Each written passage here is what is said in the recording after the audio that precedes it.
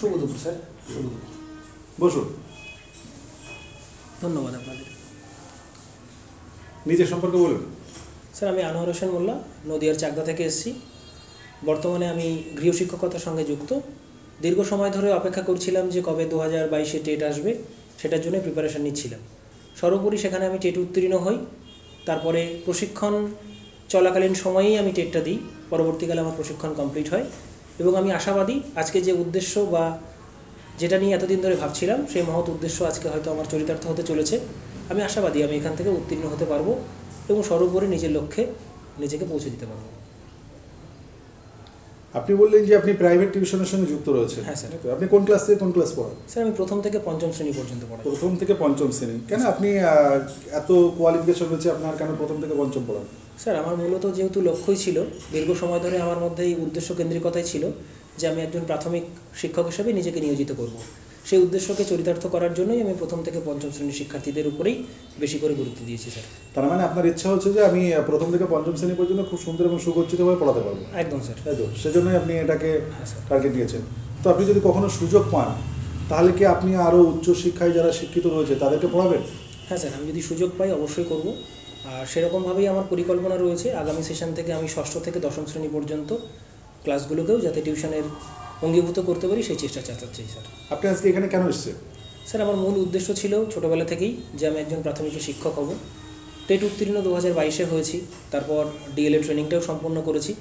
আজকে হচ্ছে আমার সেই লক্ষ্য পূরণের একদম চূড়ান্ত পর্যায়ে যেখানে নিয়ে আসতে পেরেছি, অর্থাৎ যেটা হচ্ছে ইন্টারভিউ বা যেটাকে আমরা পার্সোনালিটি টেস্ট বলি। আশা করছি স্যার আমি এখান থেকে উত্তীর্ণ হতে পারবো এবং আমি আমার লক্ষ্যে পৌঁছাতে পারবো। সেই উদ্দেশ্যকে সামনে রেখেই আজকে আমি এখানে এসেছি। আপনি কি মনে করছেন নিজেকে যে শিক্ষক হিসেবে আপনি যোগ্য আছেন এখানে? স্যার, ইতিমধ্যেই অনেকেই ইন্টারভিউ দিয়েছেন, আমিও ইন্টারভিউ দিতে এসেছি। স্যার, আমি যোগ্য কি যোগ্য নই এটা স্যার চূড়ান্ত পর্যায়েই একমাত্র নির্ধারিত হবে, কিন্তু আমি আশাবাদী স্যার যে আমি যোগ্য। আচ্ছা, আপনি নদিয়া থেকে এসেছেন না? হ্যাঁ স্যার, নদিয়া থেকে এসেছি। স্যার, নদিয়াতে একটা বিখ্যাত জায়গা রয়েছে যেটা আমরা ঐতিহাসিক জায়গা হিসেবে আখ্যা দিয়ে থাকি। তো বলতে পারবেন জায়গাটার নাম কি? স্যার, এটা দর্শনীয় স্থানের মধ্যেও পড়ে, যেটা হচ্ছে নদিয়ার মায়াপুরের ইস্কন মন্দির। ঐতিহাসিক জানতে চেয়েছি স্যার আপনি বলছেন। স্যার, নদিয়ার পলাশীর প্রান্তরে যে পলাশী যুদ্ধ হয়েছিল। গুড। এই যুদ্ধে প্রধান সেনাপতি কে ছিলেন আপনি জানেন? স্যার, যুদ্ধটা হয়েছিল এটা আমার জানা আছে, কারণ অ্যাকচুয়ালি আমার বিষয়টা তো স্যার হিস্ট্রি নয়, এই জন্য আমি হিস্ট্রি সম্পর্কে খুব একটা বেশি ওয়াকিবহাল নই। আচ্ছা, তাহলে আপনার বিষয়টা কি আছে? আমার শিক্ষাবিজ্ঞান স্যার, এডুকেশন। শিক্ষাবিজ্ঞান, এডুকেশন। আচ্ছা, এডুকেশন কাকে বলে? স্যার, শিক্ষা হলো এমন একটি প্রক্রিয়া যা শিক্ষার্থীর সর্বাঙ্গীন বিকাশ সাধনের মাধ্যমে সমাজের অগ্রগতির পথকে ত্বরান্বিত করে। আপনি শ্রেণীকক্ষে কীভাবে ব্লুম ট্যাক্সোনমি ব্যবহার করবেন? স্যার, শ্রেণীকক্ষে ব্লুম ট্যাক্সোনমি হচ্ছে একটা ধারাবাহিক ক্রম। একজন শিক্ষক শ্রেণীকক্ষে কোনো প্রশ্ন যখন করবেন সেই প্রশ্নের ধারাবাহিকতাটা কতটা হবে, পূর্ণমান কতটা হবে, প্রশ্নের সংখ্যা কতটা হবে, তার যাবতীয় বিস্তারিত বিবরণ একমাত্র ব্লুম ট্যাক্সোনমিতেই পাওয়া যায়। এই জন্য আমার মনে হয়েছে স্যার একজন শিক্ষকের ক্ষেত্রে ব্লুম ট্যাক্সোনমিটা ধারাবাহিক ক্রমে জানা উচিত এবং শ্রেণীকক্ষে যখন আমি তাদেরকে সামেটিভ বা ফর্মেটিভ ইভ্যালুয়েশন করব সেই ইভ্যালুয়েশনের সময় আমার ব্লুম ট্যাক্সোনমি বিশেষভাবে কার্যকরী হবে। আপনি ডিএলএড করেছেন? হ্যাঁ স্যার, করেছি। কোন ইয়ার করেছেন? স্যার, 1921 সেশনে। রেগুলার না ডিস্টেন্স? Sir, regular. রেগুলার।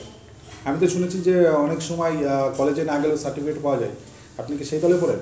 না স্যার, আমি রেগুলারিটি মেনটেন করে আমি কলেজে গেছি।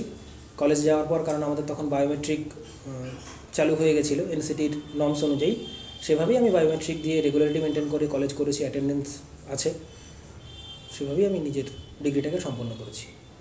আচ্ছা, এই যে রেগুলার আর ডিস্টেন্স এই দুটোর মধ্যে কী পার্থক্য আছে? স্যার, রেগুলার মানে হচ্ছে ধারাবাহিক ক্রমের সঙ্গে ওতপ্রোতভাবে নিজেকে জড়িয়ে রাখা, আর ডিস্টেন্স শব্দটার অর্থ হচ্ছে basic pattern always the same, অর্থাৎ বিষয়টা হলো আমি বিষয়ের ধারাবাহিকতা জানি কিন্তু বিষয়ের সঙ্গে অঙ্গাঙ্গিভাবে আমি যুক্ত নই। এটাই স্যার ডিস্টেন্স আর রেগুলারের মধ্যে পার্থক্য। আপনি কি পণ প্রথা সমর্থন করেন? না স্যার, কখনোই সমর্থন করি না। স্যার, পণ প্রথা হচ্ছে আমাদের সমাজের একটা অভিশাপ স্বরূপ।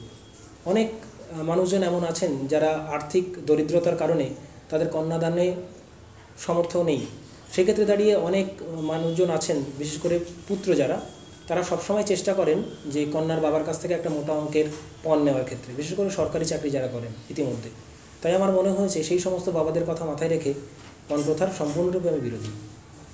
আচ্ছা, শিক্ষায় দুর্নীতি আপনি কতটা সমর্থন করেন? স্যার শিক্ষায় দুর্নীতি আমি কোনোভাবেই সমর্থনযোগ্য মনে করি না। কিন্তু বর্তমান পরিস্থিতিতে আপনি ভালো করে দেখছেন পেপার বা আপনার যে সমস্ত টিভি বা অন্যান্য যা বিষয় সোশ্যাল মিডিয়া রয়েছে, সেক্ষেত্রে পশ্চিমবঙ্গের গোটা শিক্ষা সেলটাই আপনার দুর্নীতি ভরপুর এবং তারা রীতিমতো প্রত্যেকেই জেলে রয়েছেন।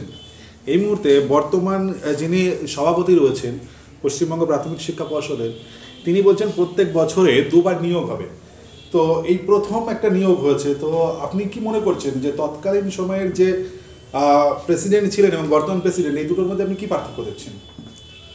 স্যার গত যিনি প্রেসিডেন্ট ছিলেন বা বর্তমানে যিনি প্রেসিডেন্ট আছেন, উভয়ের মধ্যে একটা সাদৃশ্যগত দিক আছে যে ওনারা দুজনেই পশ্চিমবঙ্গ প্রাথমিক শিক্ষা পর্ষদের চেয়ারম্যানে অধিষ্ঠান রয়েছেন। আগের যিনি ছিলেন তিনি চেষ্টা করেছেন, কিন্তু মুষ্টিমেয় কিছু মানুষের জন্য এটা দুর্নীতিতে পরিণত হয়েছে। বর্তমানে যিনি আছেন তিনি চেষ্টা করছেন সেই দুর্নীতিটাকে কিভাবে দুর্নীতি জায়গা থেকে সরিয়ে বিষয়টাকে একটু স্বচ্ছতায় পর্যবসিত করা।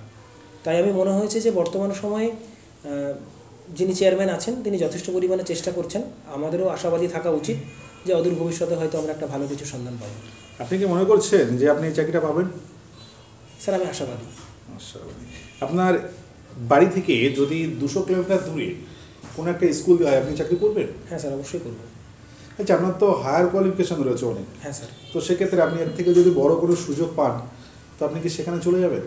স্যার স্বপ্ন যেহেতু একজন শিক্ষক হওয়া, আর সেই স্বপ্নটা যেহেতু জড়িয়ে রয়েছে প্রাথমিক শিক্ষককে কেন্দ্র করেই, স্বাভাবিক নিয়মে যদি আমরা বাড়ি তৈরি করতে যাই, বেসটা স্যার আমাদের খুব ইম্পর্ট্যান্ট হয়। অতএব আমি যদি এখান থেকে চলে যাই তাহলে স্টুডেন্টরা ক্ষতিগ্রস্ত হবে, এবং আমি যদি মনে করি যে না আমি যাব না, তাহলে আমার সঙ্গেও এটা ক্ষণিকের জন্য ব্যবহারটা খারাপ করা হবে। কিন্তু বিষয়ের সন্ধিক্ষণে বা বিষয়বস্তু যদি একই রকম হয় যে আমি এখানে একজন প্রাথমিক শিক্ষক ছিলাম, অন্য একটা জায়গায় গিয়ে আমি একটা মাধ্যমিক স্তরের শিক্ষক হলাম, তাহলে স্যার আমি নিশ্চয়ই যাব।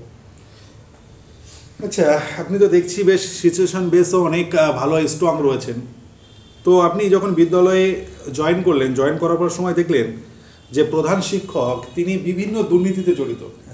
যেমন মিড ডে মিল ব্যবস্থা রয়েছে বর্তমানে, আপনি জানেন যে একটা মিড ডে মিল শিশুদের কতটা পরিমাণে গ্রহণযোগ্যতা নেয় এবং একটা স্কুল ছুটের একটা জায়গা কিন্তু এই জায়গাটা রেখে দেয়।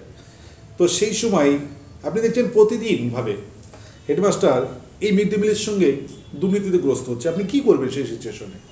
স্যার প্রাথমিকভাবে আমি অবশ্যই, যদি আমি নিজে দায়িত্বপ্রাপ্ত হতাম, তাহলে আমি প্রধান শিক্ষক মহাশয়কে এভাবেই জিজ্ঞাসা করতাম যে স্যার এটা আমাদের মনে হয় ভুল হচ্ছে।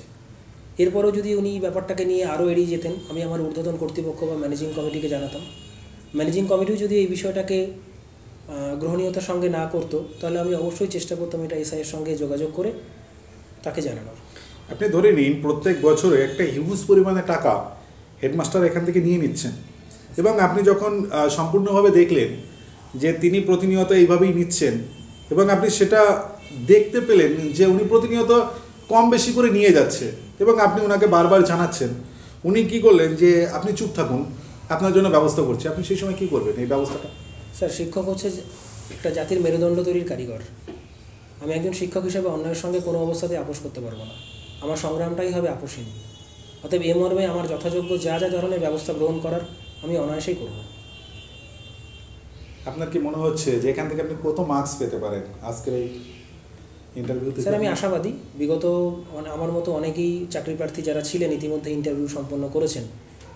আমার মনে হয়েছে স্যার যদি আমি সাবলীলভাবে ঠিকঠাক আপনাদের প্রত্যেকটা প্রশ্নের উত্তর যথাযথভাবে দিয়ে থাকি, তাহলে স্যার আমি আশাবাদ স্বরূপই মার্কস পাবো।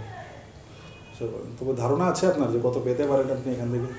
স্যার সবটাই প্রশ্নের উত্তর, এবং সামগ্রিকক্রমে সর্বশেষ পর্যায়ে বা প্যানেল যখন প্রকাশ হবে তখনই স্যার একমাত্র জানা সম্ভব। ঠিক আছে, আপনি আসুন।